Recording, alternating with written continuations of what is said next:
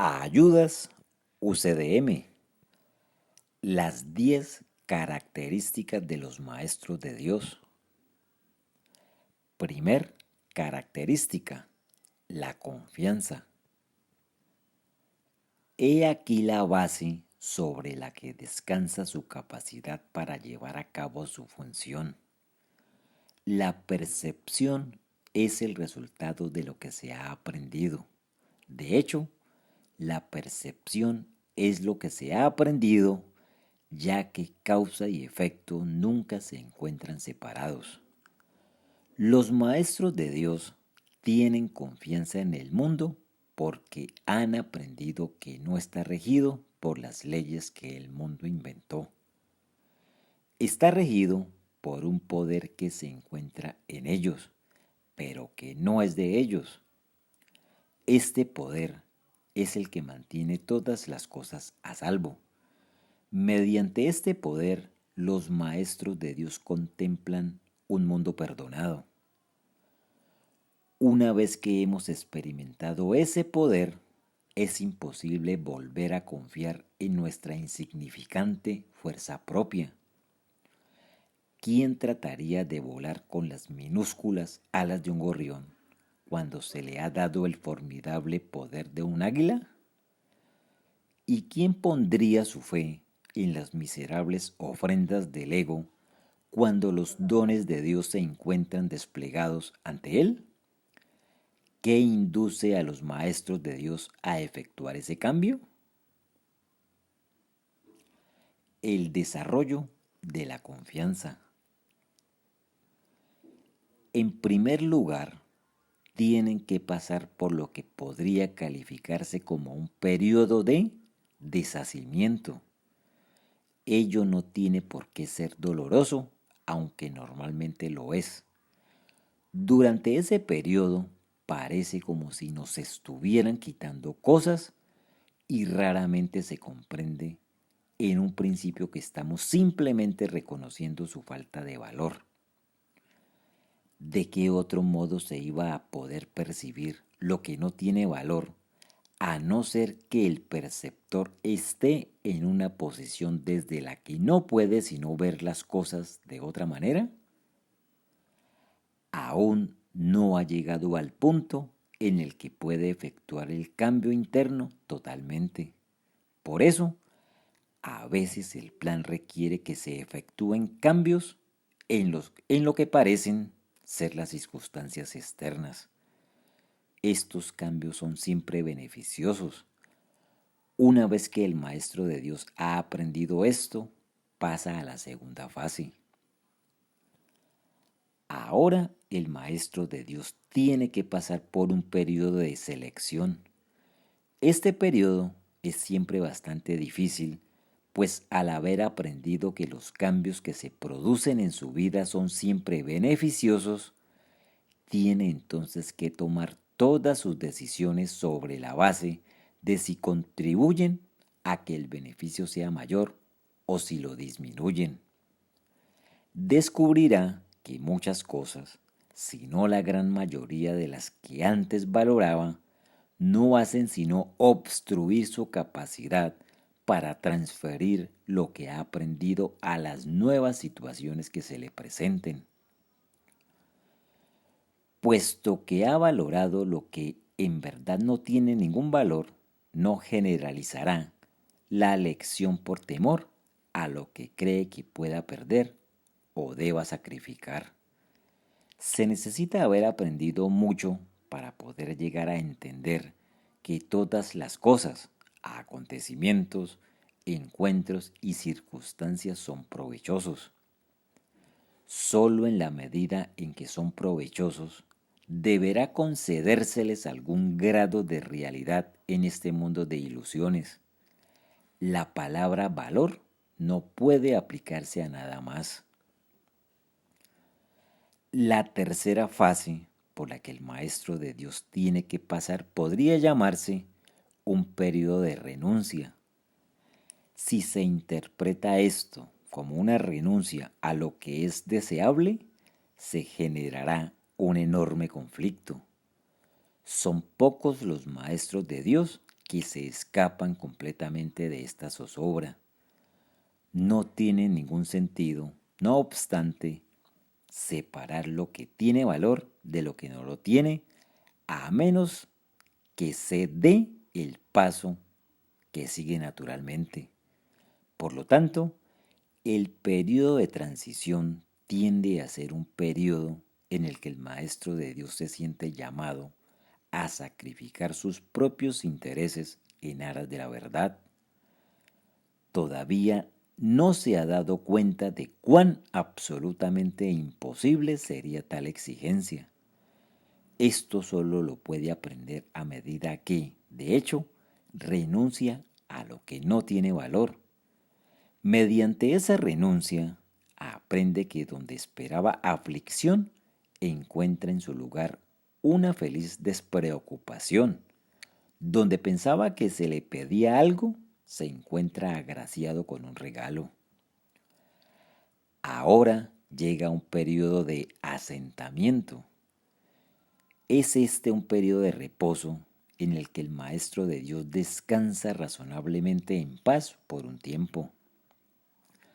Ahora consolida su aprendizaje. Ahora comienza a ver el valor de transferir lo que ha aprendido. El potencial de su aprendizaje es literalmente asombroso y el Maestro de Dios ha llegado a un punto en su progreso desde el que puede ver que en dicho aprendizaje radica su escape. Renuncia a lo que no quieres y conserva lo que sí quieres.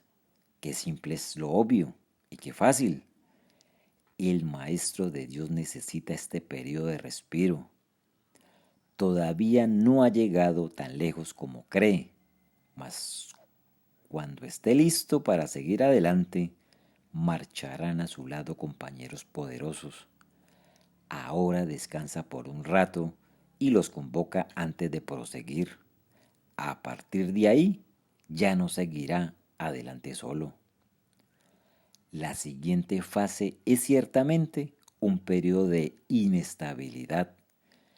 El Maestro de Dios debe entender ahora que en realidad no sabía distinguir entre lo que tiene valor y lo que no lo tiene. Lo único que realmente ha aprendido hasta ahora es que no desea lo que no tiene valor, pero sí lo que lo tiene. Su propio proceso de selección, no obstante, no le sirvió para enseñarle la diferencia. La idea de sacrificio, tan fundamental en su sistema de pensamiento, imposibilitó el que pudiera discernir. Pensó que había aprendido a estar dispuesto, pero ahora se da cuenta de que no sabe para qué sirve estar dispuesto. Ahora tiene que alcanzar un estado que puede permanecer fuera de su alcance por mucho, mucho tiempo. Tiene que aprender a dejar a un lado todo juicio y a preguntarse en toda circunstancia qué es lo que realmente quiere.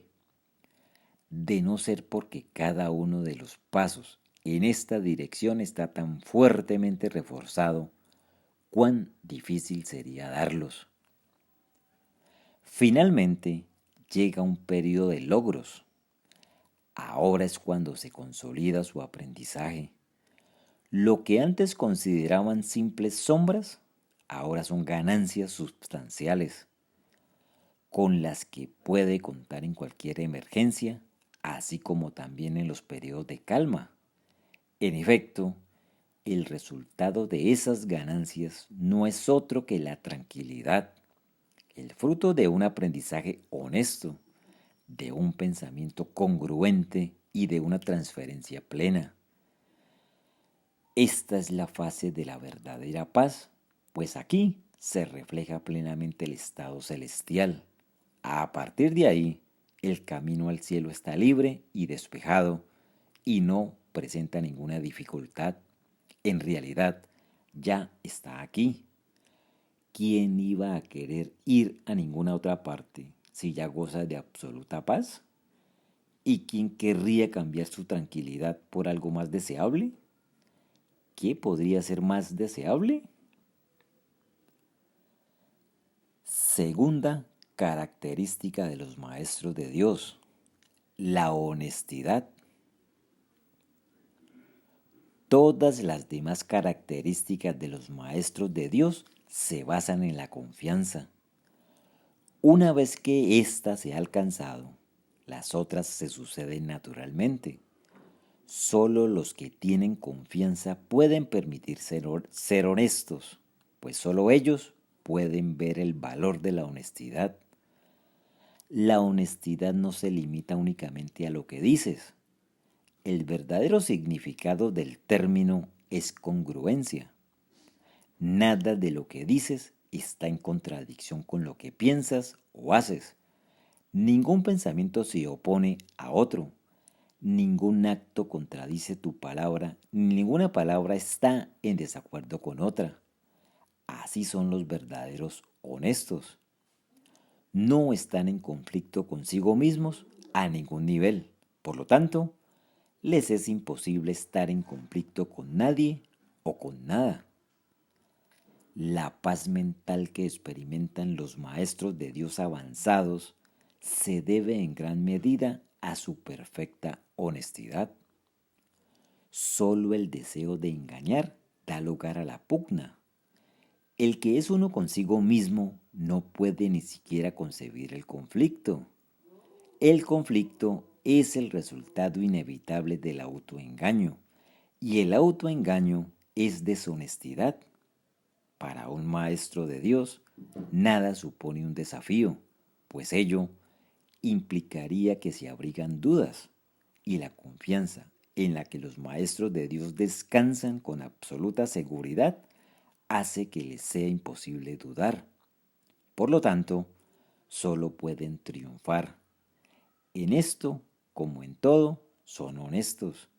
Solo pueden triunfar porque nunca hacen su propia voluntad. Eligen por toda la humanidad, por todo el mundo y por todas las cosas que en él habitan, por lo que es inalterable e inmutable más allá de las apariencias, y por el Hijo de Dios y su Creador. ¿Cómo no van a triunfar? Eligen con perfecta honestidad, tan seguros de sí mismos como de su elección. Tercera característica de los maestros de Dios, la tolerancia. Los maestros de Dios no juzgan. Juzgar es ser deshonesto, pues es asumir un papel que no te corresponde. Es imposible juzgar sin uno engañarse a sí mismo. Juzgar implica que te has engañado con respecto a tus hermanos. ¿Cómo entonces no te ibas a haber engañado con respecto a ti mismo? Juzgar implica falta de confianza, y la confianza sigue siendo la piedra angular de todo el sistema de pensamiento del Maestro de Dios. Si la pierde, todo su aprendizaje se malogra. Sin juicios todas las cosas son igualmente aceptables, pues, en tal caso, ¿quién podría juzgar de una manera u otra? Sin juicios todos los hombres son hermanos, pues, en tal caso, ¿podría haber alguno que fuese diferente? Juzgar destruye la honestidad y quebranta la confianza. El maestro de Dios no puede juzgar y al mismo tiempo esperar aprender. Cuarta característica de los maestros de Dios, la mansedumbre. Para los maestros de Dios, el daño es algo imposible. No pueden infligirlo ni sufrirlo. El daño es el resultado de juzgar. Es el acto deshonesto que sigue a un pensamiento deshonesto. Es un veredicto de culpabilidad contra un hermano y, por ende, contra uno mismo. Representa el fin de la paz y la negación del aprendizaje. Demuestra la ausencia del programa de estudio de Dios y de su sustitución por la demencia. Todo maestro de Dios tiene que aprender, y bastante pronto en su proceso de formación, que hacer daño borra completamente su función de su conciencia. Hacer daño lo confundirá, le hará sentir ira y temor, así como abrigar sospechas. Hará que le resulte imposible aprender las lecciones del Espíritu Santo. Tampoco podrá oír al Maestro de Dios, quien solo puede ser oído por aquellos que se dan cuenta de que, de hecho, hacer daño no lleva a ninguna parte y de que nada provechoso puede proceder de ello. Los maestros de Dios, por lo tanto, son completamente mansos. Necesitan la fuerza de la mansedumbre, pues gracias a ella la función de la salvación se vuelve fácil. Para los que hacen daño, llevar a cabo dicha función es imposible, pero para quienes el daño no tiene sentido, la función de la salvación es sencillamente algo natural. ¿Qué otra elección sino esta tiene sentido para el que está en su sano juicio? ¿Quién, de percibir un camino que conduce al cielo, elegiría el infierno? ¿Y quién elegiría la debilidad que irremediablemente resulta de hacer daño, cuando puede elegir la fuerza infalible, todo abarcadora e ilimitada de la mansedumbre? El poder de los maestros de Dios radica en su mansedumbre, pues han entendido que sus pensamientos de maldad no emanaban del Hijo de Dios ni de su Creador. Por lo tanto, unieron sus pensamientos a aquel que es su fuente, y así su voluntad, que siempre fue la de Dios, quedó libre para ser lo que es. Quinta característica de los maestros de Dios: el júbilo. El júbilo es el resultado inevitable de la mansedumbre. La mansedumbre significa que ahora el miedo es imposible. ¿Qué podría entonces obstaculizar el júbilo? Las manos abiertas de la mansedumbre están siempre llenas. Los mansos no experimentan dolor, no pueden sufrir. ¿Cómo no van a ser felices? Están seguros de que son amados y de que, por lo tanto, están a salvo. El júbilo va unido a la mansedumbre tan inevitablemente como el pesar acompaña el ataque. Los maestros de Dios confían en Él y están seguros de que su Maestro va delante de ellos, asegurándose de que no les acontezca ningún daño.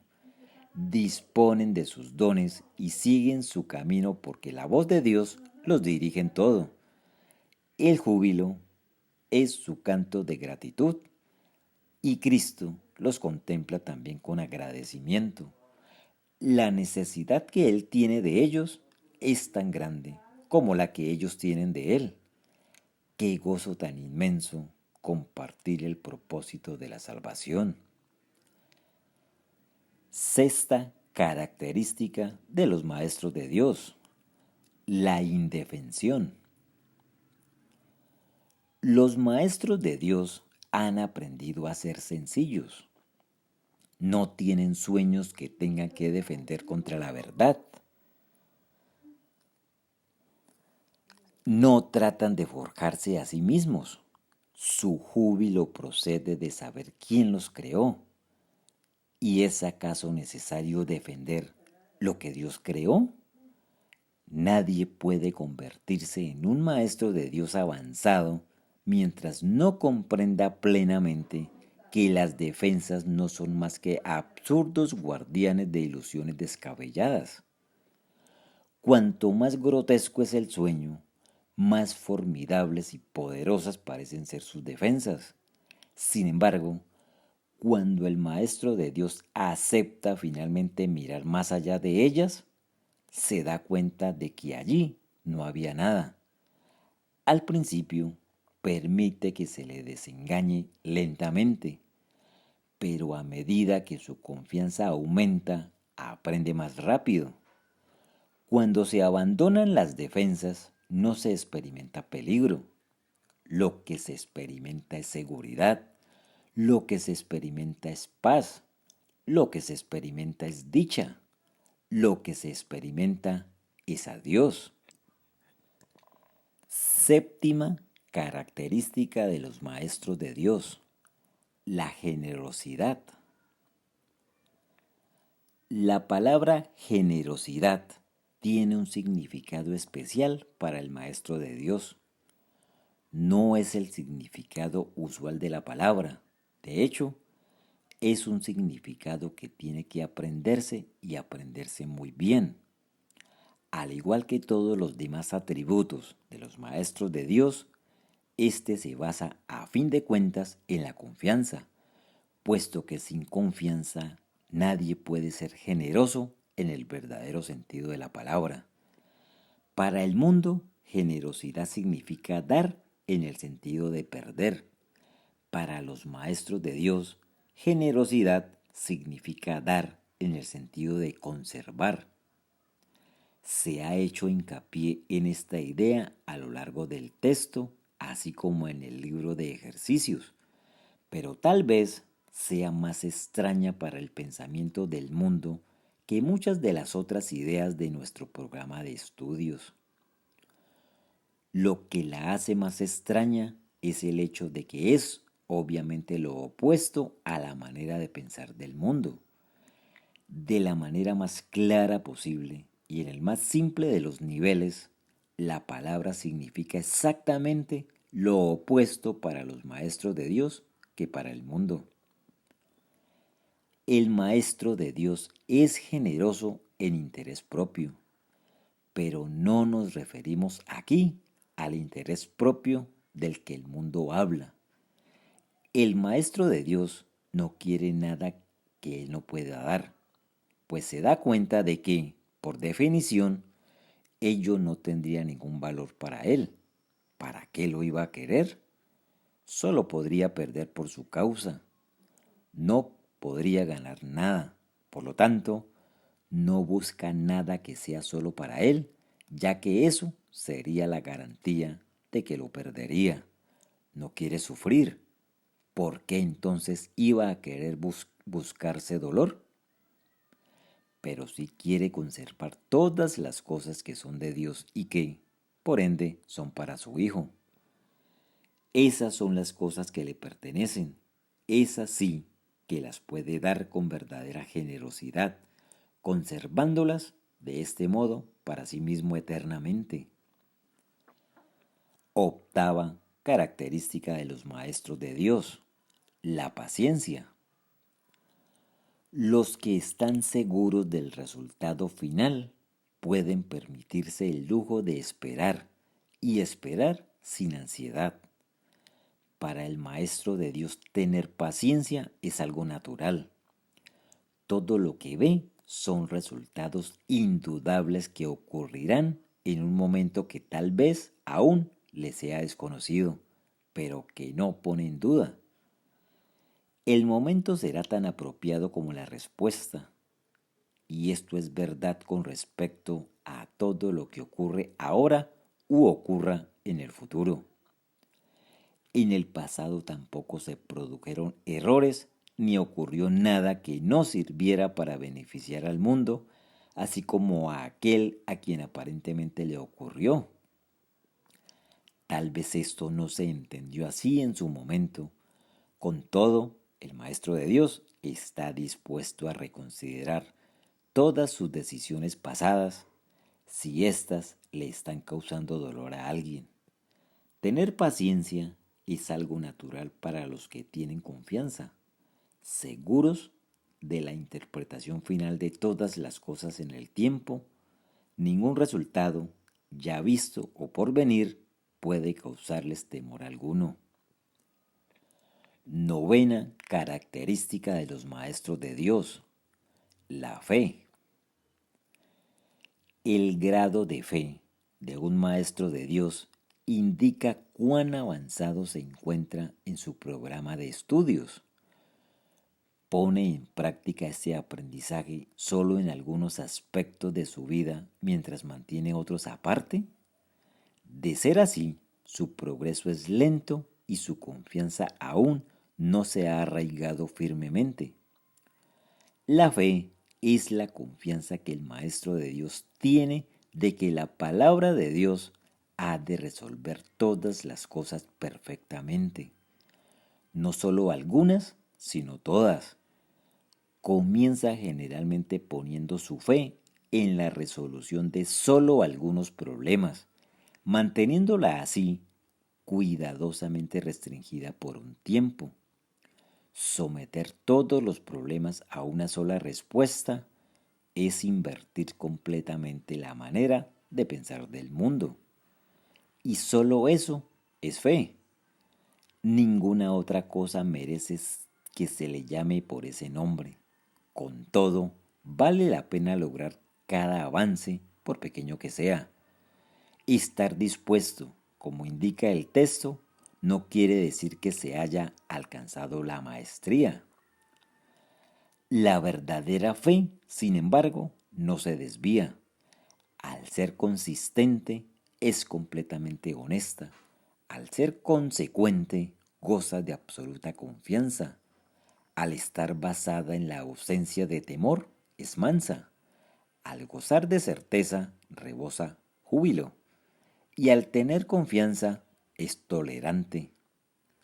La fe, por lo tanto, encierra en sí todos los demás atributos de los maestros de Dios y entraña la aceptación de su palabra y de la definición que Él tiene de su Hijo.